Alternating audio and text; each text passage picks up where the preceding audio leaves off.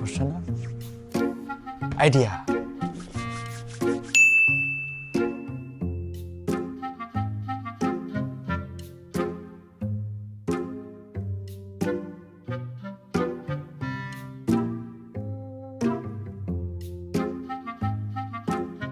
Hello viewers, এটা কি style Tanmoy? একটু ভালোভাবে করো না। হ্যালো ভিউয়ার্স, সাউন্ডই হয় না, তুমি এটা কি করলা?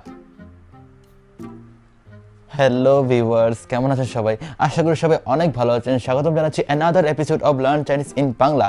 অ্যাকচুয়ালি এটা খালি just learn Chinese in Bangla বলে ভুল হবে, কজ আজকের এপিসোডটা হচ্ছে যে আমাদের লার্ন চাইনিজ ইন বাংলার বেসিক লেভেলের সবচেয়ে last episode number 40।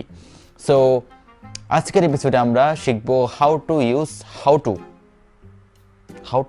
To really, but it's true. আজকে আমরা শিখবো যে হাউ টু ইউজ zenme এর ইংলিশ হচ্ছে হাউ টু।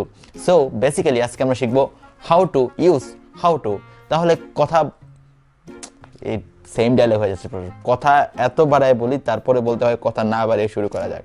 ওকে, তাহলে শুরু করি।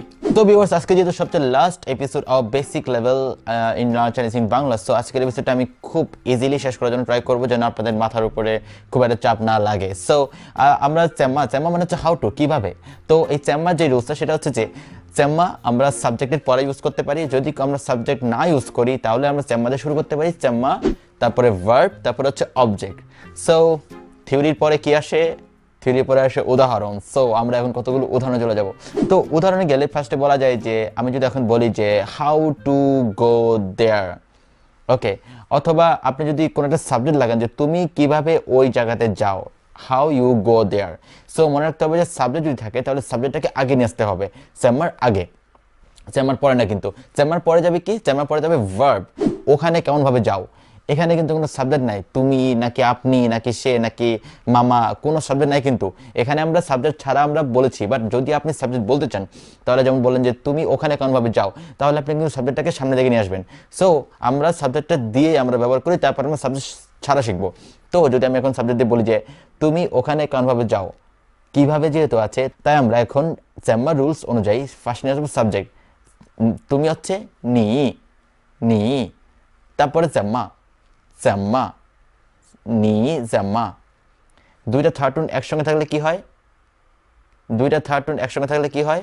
সেকেন্ড টোন আর একটা হয়ে যায় থার্ড টোন, মানে ফার্স্টেরটা হয়ে যাবে সেকেন্ড টোন, তাহলে হচ্ছে নি zenme। তো নি zenme去哪儿, how you go there, যে তুমি ওখানে কেমনভাবে যাও।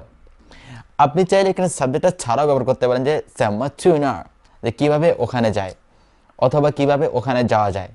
zenme去哪儿, অথবা নি zenme上班, তুমি কেমনভাবে অফিস করো। হতে পারে সে বাসে করে অফিস করে, হতে পারে সে সাবওয়েতে করে অফিস করে। বাংলাদেশে হলে তো ডেফিনেটলি সাবওয়েতে না, কজ বাংলাদেশে তো এখন সাবওয়ে হয়নি। হতে পারে ডেমো ট্রেনে, হতে পারে বাসে করে, হতে পারে রিক্সায় করে, হতে পারে লেগুনাতে করে। তোমার ইংলিশ কিভাবে এত সুন্দর? অনেকে অবাক হয়ে বলেন অনেক সময়, তখন বলতে পারে যে নি দা ইংওয়েন zenme这么好, নি দা ইংওয়েন, যে তোমার ইংলিশ, এটা সাবজেক্ট, তোমার ইংলিশ, হ্যাঁ, তোমার ইংলিশ কিভাবে এত ভালো।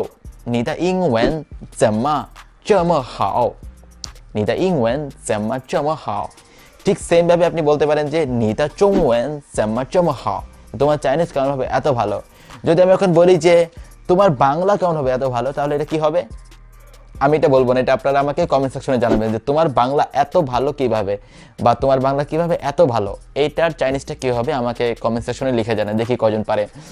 আর তখন যদি আপনি উত্তর দেন যে আমি কেমনভাবে জানবো, তখন আপনি বলতে পারেন যে ও zenme知道, আমি কেমনভাবে জানবো, ও zenme知道। আমি জানি না কেমনভাবে সাইকেল চালাতে হয়, ও不知道怎么骑自行车। ঠিক তেমনি যদি আপনি বলেন যে আমি জানি না কিভাবে সাঁতার কাটতে হয়, তাহলে আপনি বলতে পারেন যে ও不知道怎么游泳, ও不知道怎么游泳।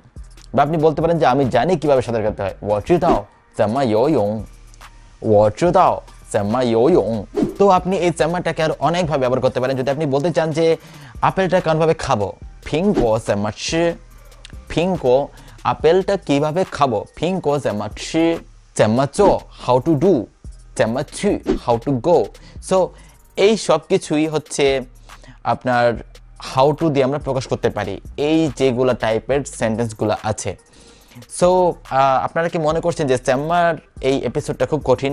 আমার কাছে তো মনে হচ্ছে না যে খুব একটা কঠিন, খুব ইজিলি এটা মাথার মধ্যে রাখা যায়।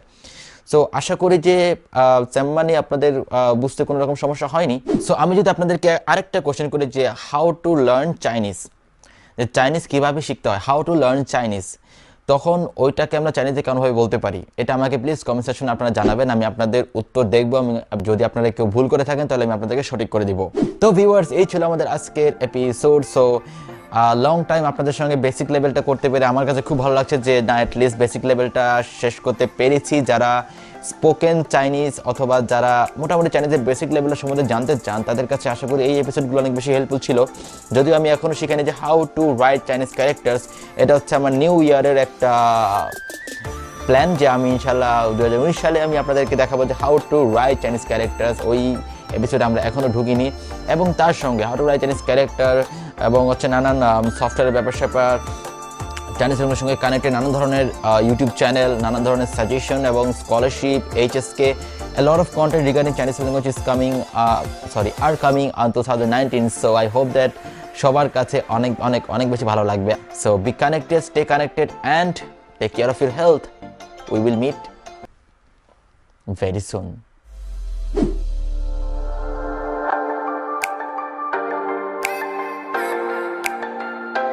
So viewers, happy new year 2019 and I hope that this new year will be so much great for all of you. You will be so much happy, more amazing things happen with you and যাদের এই ভিডিওটি ভালো লেগেছে তারা please একটু like দিয়ে যাবেন, যারা এখন সাবস্ক্রাইব করেনি তারা প্লিজ সাবস্ক্রাইব করবেন এবং নতুন বছরে নতুন নতুন কন্টেন্ট নতুন ওয়েতে আপনাদের সামনে উপস্থাপন করবো ইনশাল্লাহ। সেই পর্যন্ত সবাই ভালো থাকবেন, সুস্থ থাকবেন এবং আমাদের সঙ্গেই থাকবেন।